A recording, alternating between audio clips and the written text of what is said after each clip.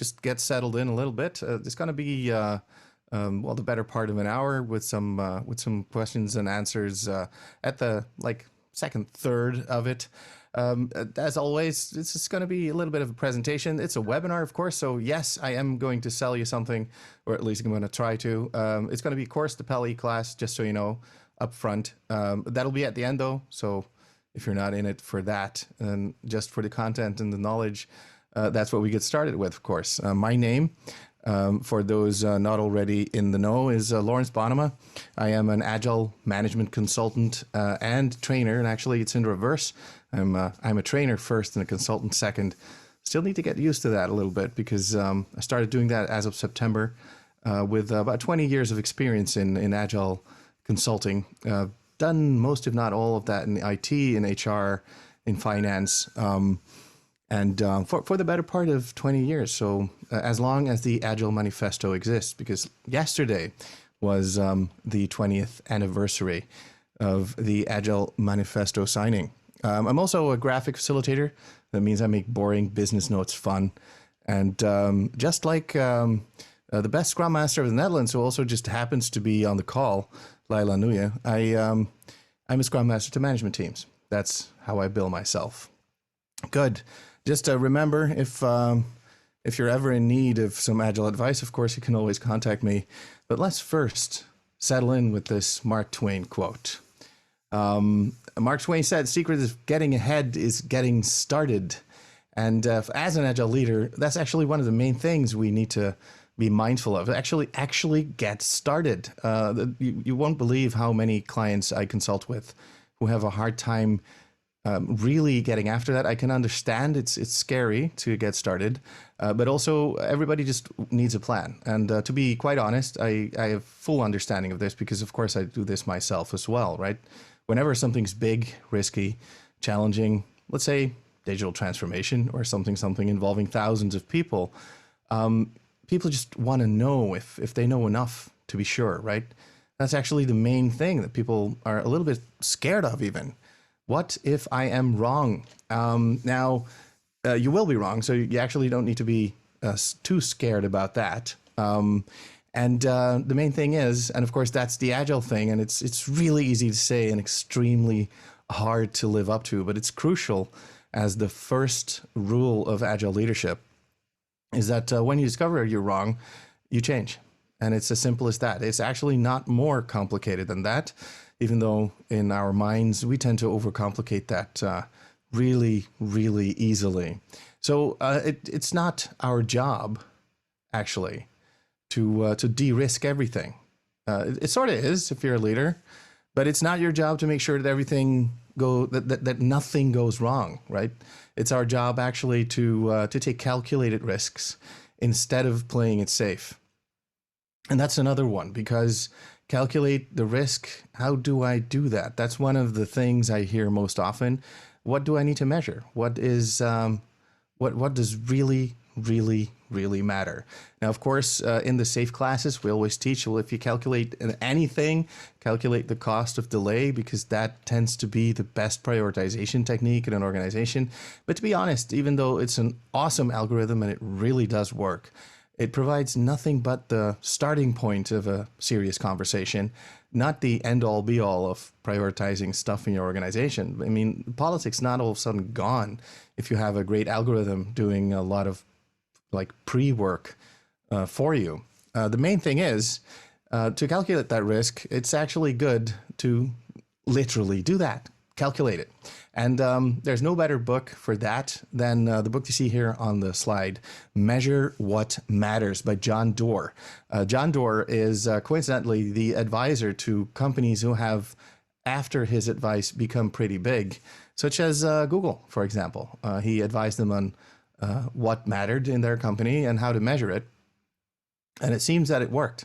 It works in a lot of other companies as well. And as with successful frameworks, like forever, much like with Agile or with SAFe or with Scrum or any other framework, it gets then overused for everything. Like people immediately suffer from golden hammer syndrome. Like we have a problem, must be a nail because we have this nice, shiny new thing to get after it. And OKRs, which is the great idea from this book, Objectives and Key Results, they get used a lot, and they get used entirely too numerical because, contrary to popular belief, John Doerr doesn't actually believe that if you can't measure it, then you can't manage it. He says no. The things that really matter are actually very hard to measure, and you still need to find a way to do that. One of the leading indicators that he advises, and that has since become very popular to use, is employee satisfaction, or team happiness, so to speak, on a scale from 1 to 5. It tends to be a little bit of a touchy-feely metric, but it's the one metric that really rules them all in terms of predicting high performance of your team down the line. And with of your team, I mean of your teams or team of teams or whatever skill that you're working at, because that tends to work at all levels. So being about 5 to 6 minutes in, feel free to, in the chat, start chatting not just amongst yourselves, but also to maybe ask some questions in the meantime. And I need to let's get a quick answer out to Anna to just clean the queue. For chat, let's use the chat, and for Q&A, questions and answers, let's really use the Q&A. I see we can use both, which is awesome. So for chatter, just sharing links amongst yourselves and telling each other, oh my God, what this is presentation, or whatever else you would like to share. Just use the chat for that to your heart's content. And whenever you'd like to ask me a question, post it in the Q&A section. One of the things I'm looking for in the chat is why are you here? Probably to learn something about an Agile leader, but is there maybe something specific? And if there's a really specific question, post them in the Q&A right now. I mean, I can take that into account in the presentation. The best leading indicator, a question from John Ronald. Interestingly, John, it's the most touchy-feely indicator there is. It's team happiness, combined, by the way, with customer happiness, because in the end, all organizations serve to satisfy a customer, and if they don't, they'll go bankrupt real quick, or at least they won't get funded anymore, which means that they'll cease to exist in the long run. That means that keeping your customer happy is very, very, very important. And to keep the customer happy, it tends to really help to have teams who are also happy. Now, I'm not meaning beanie bags and dartboards and fully stocked fridges, even though that may help. And it's the outside view that we tend to have of a lot of Silicon Valley companies that have modeled this. But the main thing behind this is to actually provide real good work. Real good work is challenging work, knowledge work, and then let people get after it and accept that mistakes will be made. Manage those mistakes, put a measuring framework in place, measuring more than just customer happiness, or even more than just employee happiness. It always has to be in balance, right? So the business balance scorecard idea of 25 years ago, still actually very valid, just needs different numbers. The reason you need always more than one number is that if you only have one number and you're a leader, and as leaders, we probably can relate, if they just gave you one number, you'll optimize for it and you'll destroy the company if need be, just to hit the number, right? That's just one number is not a good idea. Always make sure it's in balance, but two of those numbers should be something happiness, customer oriented, team oriented. And then, of course, some productivity metric would be in order as well to make sure that there's balance, but also that you're actually measuring what the leading indicator indicates, right? So the leading indicator being happiness should result in high performance, high quality with speed over time. In other words, lower cycle time. That's the other metric you should definitely look into. And some sort of quality metric, whatever quality means in your organization, make sure that you measure it so that as performance increases, you're not actually delivering crap faster, but you're delivering with quality at speed. That's really, really important. Now, I know this is a little bit of an open door. It's not revolutionary new, And that's not, also not the intent, because a lot of this you already know, which is wonderful actually, because that means you can get after it really, really quickly, immediately after this call, maybe even in it. This is intended to inspire. And I see Martin Gaskell asking how to avoid the whole organization becoming frantic when taking first steps in lean and agile. The thing is, and I'll answer that live. The it's not to be avoided. Actually, you need to whip up that frenzy, but then make sure that they know that learning requires failing. You can't really learn fast if you don't accept that there's some failure involved, and that's the main thing that I feel we tend to forget when we lead people to success.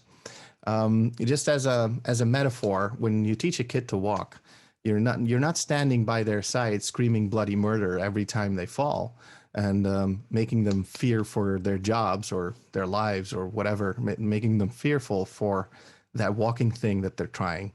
No, you're cheering them on with every single wiggly step that they take, because they're learning how to.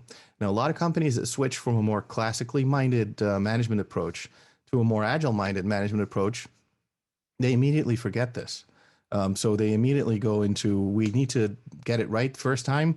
And because somewhere in this lean book, I read something about first time right, and I misunderstood this. So I thought first time right is that you get it right the first time. No, first time right is that you make sure the first actually delivered product is right the first time by stopping the process every time you make a mistake and fixing it. Now that is something a lot of people read but don't truly understand, and it's extremely hard, right? So one of the things you also need to take into account is you need to accept the fact that you're learning as well as a leader. And it's okay to make mistakes there. It's okay to veer back. It's okay to have this classic moment where you scream bloody murder because a project is failing. That's human. So safety is not just safety for people to interact with each other in the positive sense. It should always also be safe to like show your discontent, but not with the person, but with what happened, right? So that is the main thing you need to watch out for. Now, moving on with the presentation just a little bit,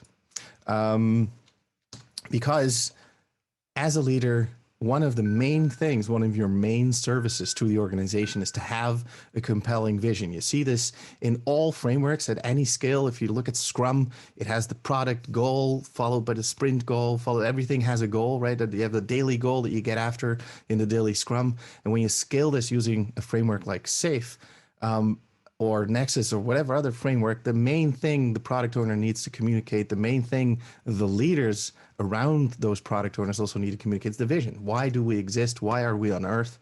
But also, why are we working on this for the coming 3 months, right? So it's also really, really practical. And almost always, I find that vision is not communicated enough. And there I have to maybe a weird example. Jack Welch, arguably not the most agile manager in the world. He was also known as Neutron Jack, right? The buildings left standing and all the people gone. So it was out of an age that I think Agile was not yet invented yet, but Lean was. And he was a hardcore Lean guy. And one of his main things was if you're not tired as a leader of communicating your vision, if you're not like getting up in the morning thinking, oh, I have to deliver that PowerPoint again, and this isn't there a better way? Can I do a podcast or a vlog? Or because yes, there is a better way to do that. But I digress. If you're not getting tired of the message you're hammering home, you're not communicating. And that's a hard lesson to learn. You do not communicate the vision by sending a PowerPoint every quarter saying this is what we're going to do this 3 months. You communicate the vision by making sure that in every single meeting that you're in, people know why they are there, how that contributes to the vision. And that is hard, because communicating that effectively also requires to have a little bit more of a compelling vision, right? So not the vision that you see here on the slide.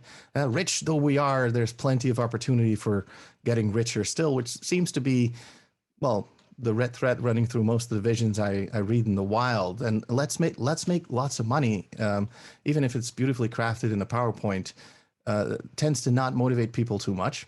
And it's actually much more interesting to find out what would make you jump out of bed in the morning, wanting to get after it, right? So really enthusiastic about this thing that you're doing with your team. And then, of course, we don't have to be naive about this. As a result of this, we probably make lots of money, but make sure that that's how you craft the vision. This is what we're here for.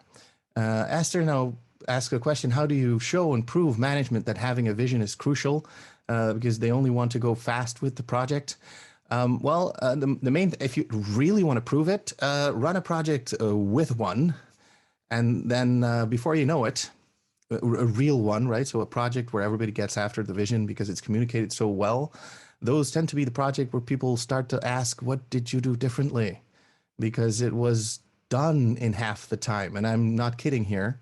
I ran several of those projects in my project management history, even when they were not done Agile, by the way. But with a clear vision, everything goes faster because there's less waste. People know what the vision is so they can work towards it. And as simple as that sounds, it is really, really powerful. Another thing is, if you don't have that vision communicated well, it also means that it's impossible for people to really stay on point. Therefore, not having a crystal clear vision also means there's automatically a lot of waste in whatever it is that you are doing. So wanting to go fast with the project is actually one way of having the previous vision on the slide, right? So this one, that's actually saying this: lots of work to be done, so let's do lots of work. It's the same thing as making lots of money. That's not what you get out of bed for in the morning. Now, many leaders do indeed believe in creating healthy pressure to make their teams perform. And one of those quotes, I like that when people say, yeah, under pressure, everything becomes fluid, and that's why you need to apply pressure.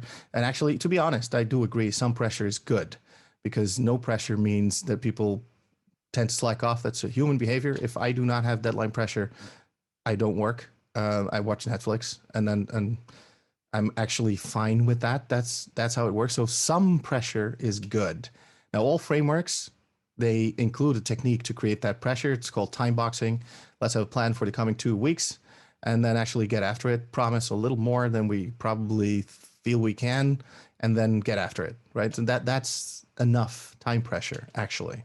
The thing is, if you put too much pressure, it'll boil over. That's also a given. And interestingly, if you look at the physics of this, because that's where this metaphor comes from. If you put something under pressure, it goes faster, it becomes more fluid, and that's true. And you know what? If you heat it, it also becomes more fluid. So warmth and care and love, to name the scary words, also work. So the best thing probably to do is to really make it a pressure cooker, apply a little bit of pressure and a lot of love. And as weird as that sounds, that is actually the style of leadership that you should be getting after as a leader. And I'm not talking about the mushy kind of let's hug everybody, but really care for people. I'll get there shortly, because first, of course, I need to hammer home this message. Leadership is not a position. Also, when you lead, the main thing is stop ordering people around. That just doesn't work. Do not tell people what to do. Make sure that they know what needs to be done, right? So show them what there is that they could do, but actually lead them. That means figure out what truly motivates them, and then use that to, motivate them, right? So it may seem overly simplistic, but just don't figure out how to make people do what you need them to do. Just figure out what will make them want to do it so badly that you will have to hold them back, let alone make them do it. And that's the main thing as a leader to get after, to really look into. And there's always something. And yes, this is why leadership, management is a craft, something to be taught and learned and talked about and respected even. because this is situationally dependent. It depends on the type of people you have in your organization. It can even differ within a team. That makes it incredibly difficult to get right. In other words, there's lots of opportunity for learning. And remember, I told you that learning starts with failing. So when I became a manager of, and all the span of control people will know immediately what went wrong here, of, as it turns out, increased from 20 to 30 to 150 people. And that's within the span of just a few months. And I had never managed before. So what could possibly go wrong, right?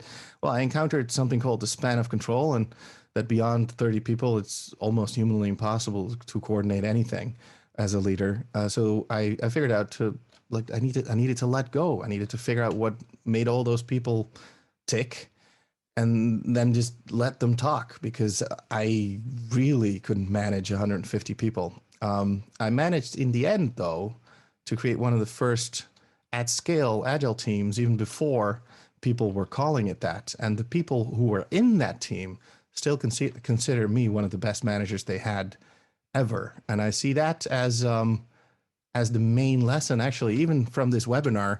Because why is that? That's because I gave them the gift of focus. I never scheduled more than 2, maybe 3 projects for any of my employees. Because yes, I was a classic manager. I pushed it on the team. Pull came later for me. But anyway, I gave them a gift of focus, allowed them to work on 1 or maybe 2 things at the same time.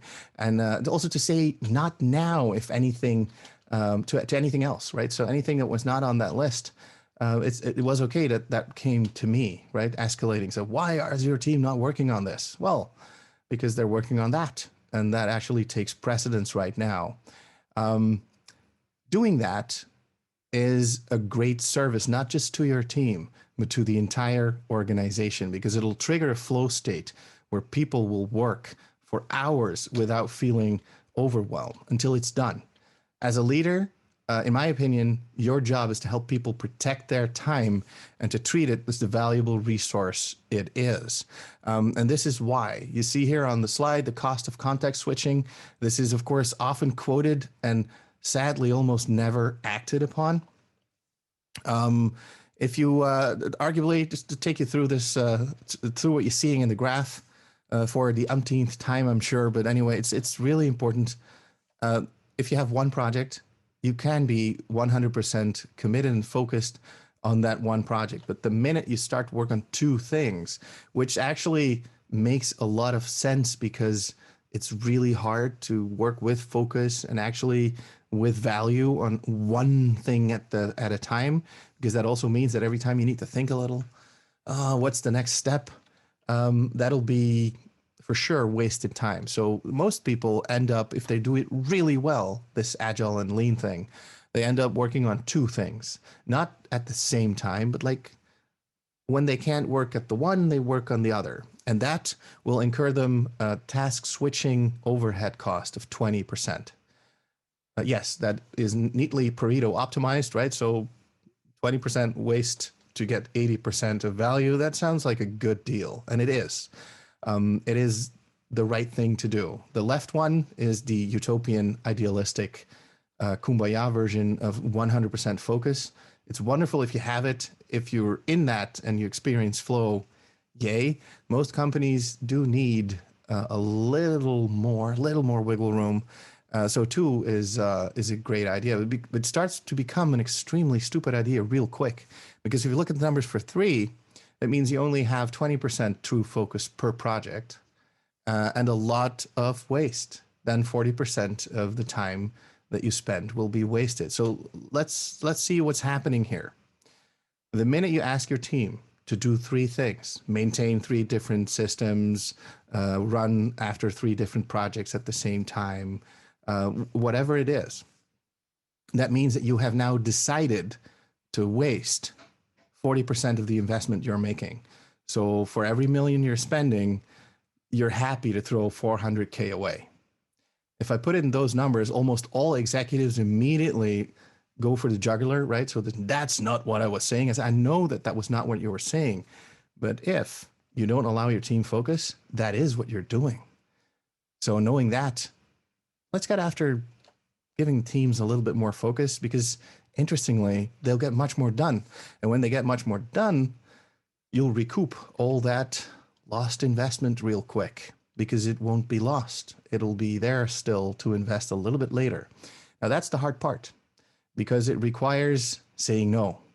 And saying no is really hard because most companies actually are on the very right of the slide that you see here, which is this one.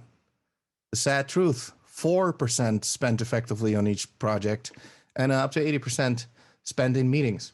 Some of you will recognize this, especially leaders, and some of you will grin, some of you will now be furious, but mostly from recognition. And of course, because I'm telling you this in a very prickly fashion, now do know that I know the grit this requires, right? As a leader, it is very, very hard to get after it like I'm now describing. And that's why we're running this webinar as well, because work, even the work that you love, it's just not always easy. It's not always wonderful. Sometimes it just plain sucks, which is why I say here, embrace the suck. That comes from the U.S. Marines. That's what they tell everybody when the going gets tough, right? So embrace it. You don't actually have to like everything you do. So that is not the part of team happiness that we're talking about. You have to love the fact that you're doing this together. And sometimes the work's just hard. And the way that you then get people to do it, that you help people through it as a leader is really old school. You cheer them on, provide some comfort, some support, coach them through the tough spot. And there's a pro tip in here. If you really suck at this, just ask for help, get them a coach, and go all Oprah Winfrey on this. It's just, you get a coach, I get a coach, everybody gets a coach. Of course, I may be selling some agility master services here, so there's that, but I really mean it. So a lot of companies, people just don't ask for help enough. You don't have to get me as a coach. I'm hideously expensive. But you can ask somebody else as a coach, somebody in your company who's tackled with this before. If you're a leader, some other leader who is maybe in a higher position than you, ask him to be your mentor. And the same thing holds true for everybody in every position. Just look for mentors, teachers, people who are willing to coach, and then start helping each other. The main thing to learn, the main thing to take away from this this point, because yes, I'm going through some talking points, 10 in total, is to really get gritty. You need to be asking for help. And that is hard because we've been trained and maybe even indoctrinated that asking for help is showing weakness. And real leaders are never weak, right?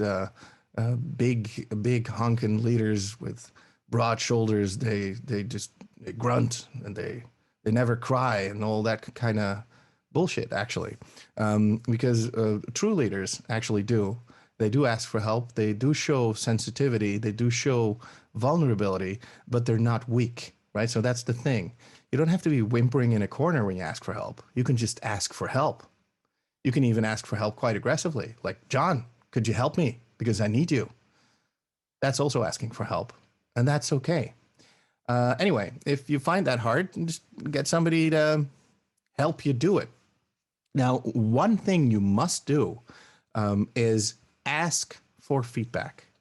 Now, this is really important. You should never give feedback if not asked, because then people are just not open to it. They will not actually use it. They will not like you much for giving it. Giving feedback to people who do not want the feedback right now is almost always counterproductive. Sometimes it's needed as a leader to step in when you see something go wrong. Do understand me, that's not what I mean to say here. But the idea is to relentlessly inspect and adapt the way that you and your people work at all levels and be brutally honest in that feedback, while also demonstrating some humility and grace in receiving it. And the best way to demonstrate that humility and grace is by asking for the feedback so that people know that you want it, that you cherish it even, and more importantly, that you act on it. Because if there's one lesson that gets repeated until learned in my life, is you must not only do the right thing, but above all, be seen doing it. And with regard to feedback, that means ask for it. Otherwise, you will not get high quality feedback, and really ask for it. Not just what do you think of this presentation? And then people say, yeah, it was okay. Meaning, well, it didn't really suck and was a nice way to spend an hour. No, really ask. Okay, so if you were to make this better, what would your suggestions be? Help me out there. And what I learned from my mentor in this, Chris Williams from the Badass Agile podcast, is to when you get this feedback, especially when it hurts, when you actually have a hard time getting after it, when you feel you may just ditch this for a few weeks to let it simmer for a bit until you actually can act on it, immediately say, thank you for making me better. So don't say the formulaic thing like, oh, thanks for the feedback, which is kind of meek and weak. No, make it stronger. Thank you for making me better, whatever the feedback is. And that's a really nice thing for people who you lead to start copying. Another thing that people who you lead would need to start copying is trust. You should avoid micromanaging like the plague. It's really good to know what's going on. It's really bad to be on top of it to the point of becoming a chokehold. And that's what a lot of people do. And mind you, they don't do that out of negativity, because when I was a team member, I always thought managers were, well, not nice people, because they were always asking these very detailed reports, and I spent an inordinate amount of time making them. And I thought, well, if I spent this time working, the report would look much better. So why are we doing this dance of you not trusting me, asking for more information, me giving that information, and then having to report essentially that, yeah, I didn't get after doing all my work because I needed to compile this report. And that becomes a really bad discussion that at some point in time just stops happening. And people don't realize that if people spend 20% of their time compiling reports, that's task switching, right? That's not doing the work. Figure out a different way to do that. And one of the best way is just trust people to get the job done and give them the authority to do so. Now, I'm not saying, again, the kumbaya version with trust without verification or trust without guidelines or trust without a framework. I'm actually saying trust them, that if you give them some rules, most people will actually follow those rules, even if they don't like them. And they will get after the main subject within those rules and guidelines. And if the rules and guidelines are too confining and not good, make sure that that is when the former point we just made, that's when you ask for feedback. How is this working out for you? If you ever seen Jeff Sutherland communicate with people that he coaches, like Elon Musk and people like that, he always asks them, how's that working for you? As one of his magic questions. And almost always it's, well, not too well. So what could you do to change that? And then change it. It's really that simple. If you see something go wrong that requires you to step in, do so, right? So this is not a hardcore 100% kind of statement. But don't hover. Don't ask for needless confirmation and reports. And I see Bart Claessens posed the question, how would you guide teams who started out Agile, for example, Scrum, but just cherry picking the things that fit and neglect some base hard principles back to the real stuff? That's actually what a Scrum Master is for, or an Agile coach, or whatever you call them in your organization, is to point out what the most important thing to weave back in again is. I know that there is this whole school of thought where it says, well, if you're not doing that single bit of Scrum, you're not doing it, and that's bad. I've found a lot of companies are doing one or more of those single bits incorrectly, imperfectly, and that can be bad. Sometimes it doesn't really matter. So the main thing is to always be looking out for where it does matter, and then to help people understand why the framework is the way it is, right? And if you look at Scrum, for example, all those, it's really leaned out. It's not hard to understand. It's also not really hard to see why it works. But a lot of people, they look at the framework, they look at the events that they sometimes mistakenly call ceremonies or rituals, even though they're intended as events. Because if they don't feel like an event, something's off, something's wrong. The minute it starts feeling like a meeting, you're probably not hitting the goal, the intent behind it. And a really good Scrum Master will always explain the intent behind it. Main example that comes to mind is the daily scrum that is hardly ever daily in a lot of companies I consult with. They have a daily meeting. The reason that it's daily, by the way, a lot of people forget this or don't even know this because it's not trained by everyone. But the main reason that they have a daily meeting in Scrum is a daily event, of course. Shouldn't be a meeting. Sorry, making the mistake myself. That it's daily is because it's based on research done by Bell Labs, where they figured out that the best teams in the world, the really high performing teams in the world, all of them, so no exceptions, all of them have a daily event, a daily meeting where they plan together to see what they can do to get to their common goal in the next 24 hours. How close can we get in the next 24 hours? That's the thing. What's the plan? It's more like a huddle in a sports game than a report back on what you've gotten done so far. What you've gotten done is actually not really interesting. That should be already known when people go into that meeting. You shouldn't even have to report it. What you report is what are we going to do together? So not the individual even. That's also why they've taken that out of the Scrum Guide. The Scrum has been reduced from like 17 pages back to 13. One of the things they took out were the 3 questions that everybody asks and answers. And little details like that matter. And really good Scrum Masters, they tend to focus on explaining the reasoning behind the event, behind the artifacts or the principles, so that you can really understand, oh, so that's why it's daily. So it would be fine if it's daily, just a quick 2-3 minute call with everybody while we also have some fun, because it's about checking the plan and updating it for the coming 24 hours. Yes, that would be fine indeed. Could be a walk, could be chatting around the coffee corner if you still have one. That. Now, that was a little bit of a longer answer, so I'm going to go on with the presentation because we were at Trust, where I said avoid micromanaging like the plague. The other thing you must do is to chunk it down, whatever it is that you're doing. Especially at a leadership level, we think bigger, we think longer term, and that's good. That's part of leadership. However, huge progress is usually made faster in small increments, very small increments even. If you only have 15 minutes to work on something, work on it for 15 minutes. And that may sound nonsensical. I found it nonsensical until I started doing it, became 10 times more productive than I was before. Let me repeat that. When I started doing that, that was about a year ago, by the way, I became 10 times more productive than I was before. And that's by making it smaller. And counterintuitively, you think you would lose the forest for the trees, but having a really small thing you can get done now quickly, and then another, and then another, and then another, and then another, and then come up for air every now and then. That's exactly what Scrum calls sprints. That's exactly what SAFe calls iterations. That is exactly what all those other Agile frameworks call time boxes.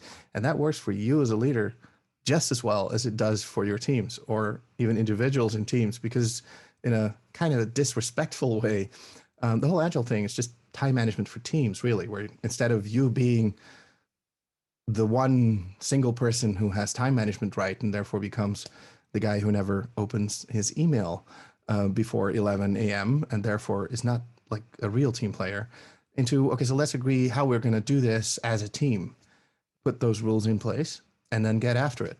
Now, talking about chunking it down,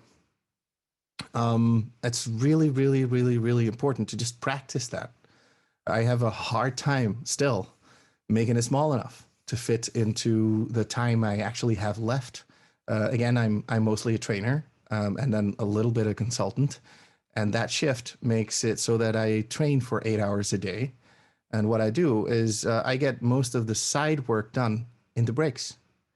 And that means I need to figure out a way to do that walking, because I want to walk during the breaks because, well, I'm fat and I want to lose weight. And I still need to get actual work done in those 30 minutes, because otherwise I have to do it before or after class, which means I get 10-hour work days. And I like working, but I don't like it that much.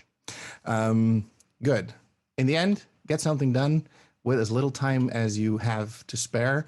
Never assume that that will be too little.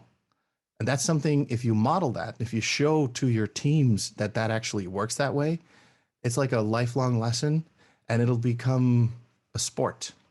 I've seen that happen in some teams where I talked about this and showed them how I do that personally. That really, really worked. Martin says positive feedback should be given, in his opinion. Yeah, definitely. Those are called compliments. And I do think that you have the exception to the rule there, Martin, because that kind of feedback, interestingly, is hardly ever given. Now, you don't have to be like a frothing at the mouth, a cheerleader who just cheers for everything. But a lot of people like very specific compliments. So that thing that you did there, that may have just saved the project. Thank you. That is actually a more powerful way to motivate people than to give them a bonus for it, right? So you make sure that the motivation is intrinsic still. And that's the beauty of the compliment. And I think that should definitely be something we help each other in doing well going forward. So thanks for that remark, Martin. And it ties neatly into the second to last main point I would want to hammer home in this webinar, is you have to show people that you care, not just about their work, but actually about them as well. And the easiest way to do this, and it's also the most effective, is just pay attention. Pay attention to what they're doing, and then compliment them. And there it is, compliment them when they're doing something particularly well. You'd be surprised how many people leave jobs that they're perfectly happy doing just because they don't feel appreciated. Be the kind of leader that does, and show genuine appreciation and praise. Now, again, this is not touchy-feely. It doesn't have to be the hug that you see here on the slide. This can just be an appreciative remark. And it doesn't have to be an appreciative remark made like this. Oh, you're doing this so well. It can actually just be, well, a little bit more gritty, a little bit more forceful. That's okay. You can be you. That's okay. And if you're not the kind of person who hugs everybody all the time, then don't, because that will just be weird. And especially in this day and age, because that's really weird, by the way. It's actually frowned upon quite actively. But the main thing there is to realize that even though you may feel uncomfortable doing all this stuff, adapt. Because really, seriously, your leadership style, your main style, the thing that you always do, because that's just really you, it's a choice. It really is. You can and should be able to apply different styles. And those are also choices. Now, mind you, I'm not saying that there isn't a preferred choice that you tend to like making because you're really good at that. It's good to know that. If you're a very forceful leader, that's the thing you like, then there's a definite need for that in most organizations. So don't become a wimp all of a sudden. But if you're a sensitive person and that's your thing, like in my case, it's okay to be sensitive and still be strong about it, right?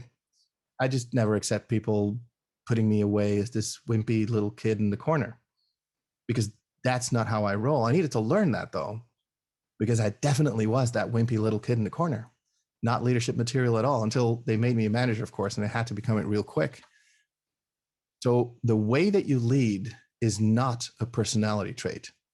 Personality ties into it and it influences it. And that's where it becomes dangerous, because before we know it, we think that's the only thing that we can do because that's us. Now, we wouldn't accept that from negative behavior of any of our employees, would we? Right? So why do we accept that from ourselves? There is such a thing as situational leadership.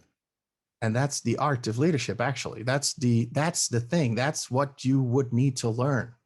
Now, this is not new. Again, you see here, Tony Robbins doing this with 40,000 people on a Zoom call. We're not there yet. There's 36 people on this one, but still, 40,000 people on a Zoom call getting this message. It's the chokehold of any business. That's the psychology and skill of the leader. And that's why we host this webinar today, because the psychology, it's good to be aware of. It's good to be aware of how you function. And the skill is what you do with that knowledge. And that is entirely trainable. That's entirely something that you can learn. We all have a comfort zone, the preferred style of leading that usually serves us well.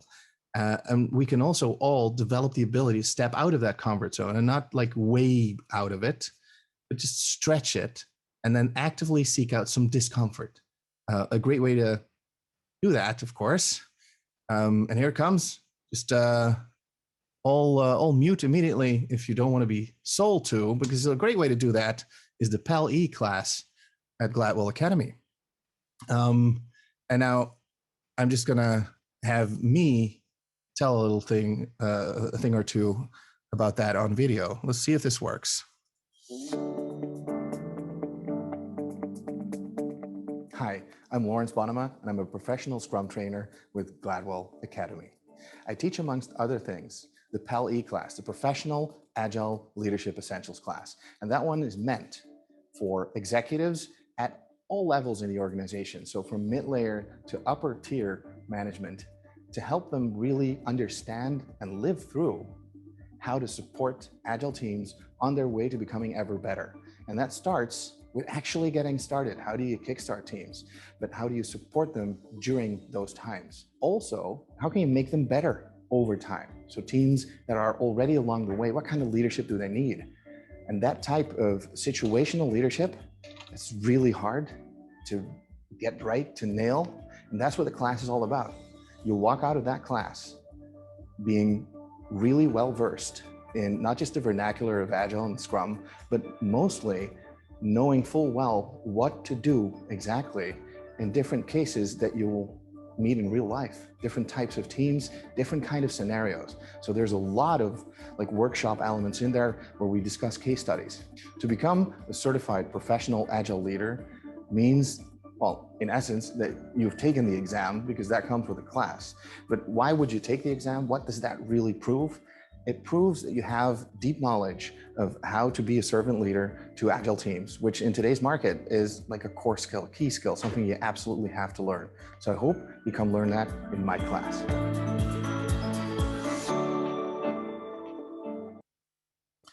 Good. Now, of course, there, and like in all webinars, there's this nice freebie thrown in. So if you sign up for that class today with the hashtag Lawrence made me do it, and let's be mindful of the spelling here. We do accept the English spelling as well. So with a W, that's fine. But as long as it's I who made you do it, then you'll get a 30-minute free coaching session thrown in just for kicks and giggles. And having done the selling, let's ask the real question. What was most useful to you? We still have a few minutes left for some Q&A. I try to answer most of the questions already posted in the Q&A, but I'd like to officially open it now. And the first question is, you do this course virtual nowadays? Yes, I do. We do it on Zoom or in Teams using either Mural or Miro for some exercises. It's very interactive because the class is designed to be extremely interactive. And it's not just doable online. There's actually, when you leverage it, so not just try to copy the in-class experience, but actually use the fact that it's not an in-class experience for some more meaningful, in-depth conversation. Have the exercises, make them a little bit more intimate by having 2 people in a room, followed by 4 and then 6, and essentially using some liberating structures to host that online event. We found that really works and actually increases the appreciation for the class and the results that we're getting. So fascinatingly, what we figured out is virtual may, for some people, actually be better than in person. And before, like a year ago, I would have never said that. But now, having done a lot of them, yeah, that's definitely the case. So chokehold is a great term for Americans and a powerful message, but needs another term for Europeans. Good. Maybe in the chat, John. And I always like feedback. Well, actually, I hate feedback, of course, like most people do. But thank you for making me better. Just taking a bit of my own medicine. What word would you suggest? Because as you can hear, I'm a little bit infected with Americanisms, and I know that you speak wonderful British English, so there's probably a better term. And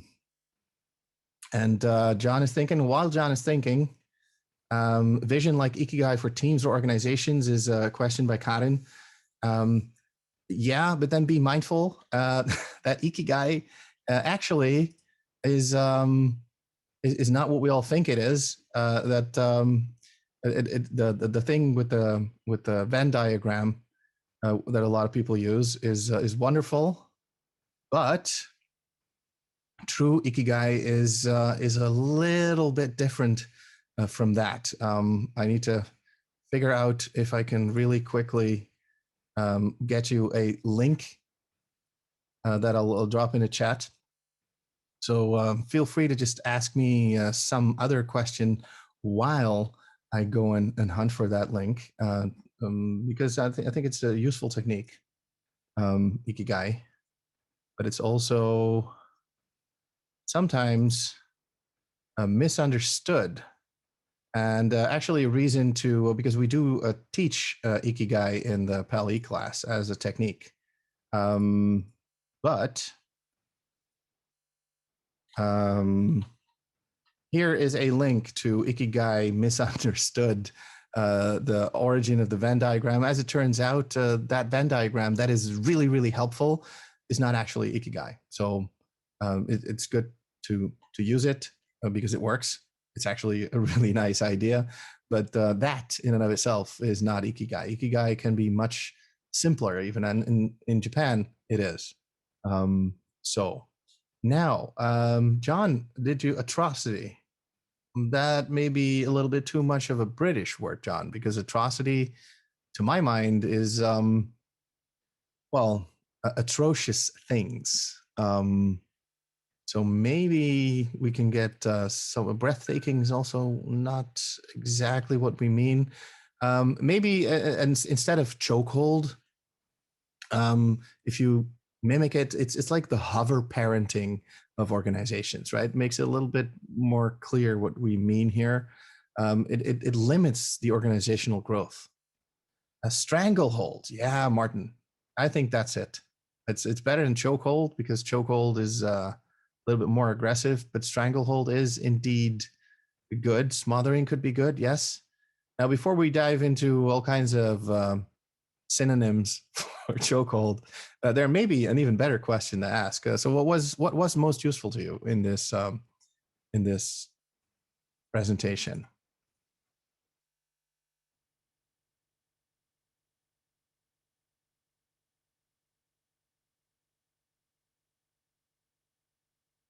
And this is, of course, where in webinars I'm dependent on the chat.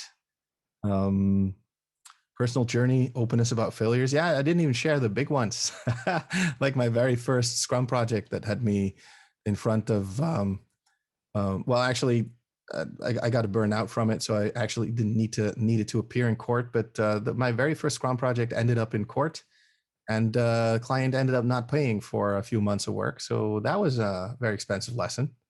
And one of the things, interestingly, that it taught me is Scrum really works. Sometimes it shows you that the project is not good. It's never going to succeed, and it shows you that really quickly. And why do I say this laughingly? Well, right after that team that I mentioned, that really huge one that taught me how to manage, they came in and they were a waterfall team. They came in to fix things, and they ended up leaving at exactly the same pace, also with some legal interesting things happening about a year after they started doing the same project. And my Scrum team managed to be kicked out in 3 months.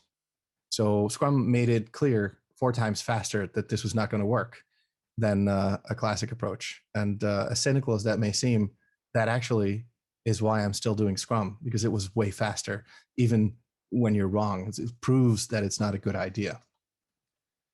And thank you, Martin, for mentioning that it's hearing the points and yeah, managing the dangers of burnout if not done well. Actually, I think that's a pattern, and then one of the things that Agile intends to fix by creating that rhythm where you do some planning. A lot of teams seem to hate this. A lot of management teams seems to think it's wasteful, but that period of time where you just sit back and plan with maybe even your feet on the table and think the bigger thoughts and the longer term thoughts, even though that may feel wasteful, it also gives the mind a break from getting after the delivering stuff.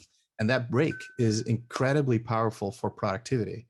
So when you get back to actually delivering, having had that small break is actually what makes you at least twice as productive. It's called interval training, and in sports, it's all the rage to become really high performant. And it never ceases to amaze me that that's not also all the rage in business, because all the teams that do become high performant teams, which is fascinating, come to think of it. So if you don't let your teams do that, apparently you don't want them to become high performant.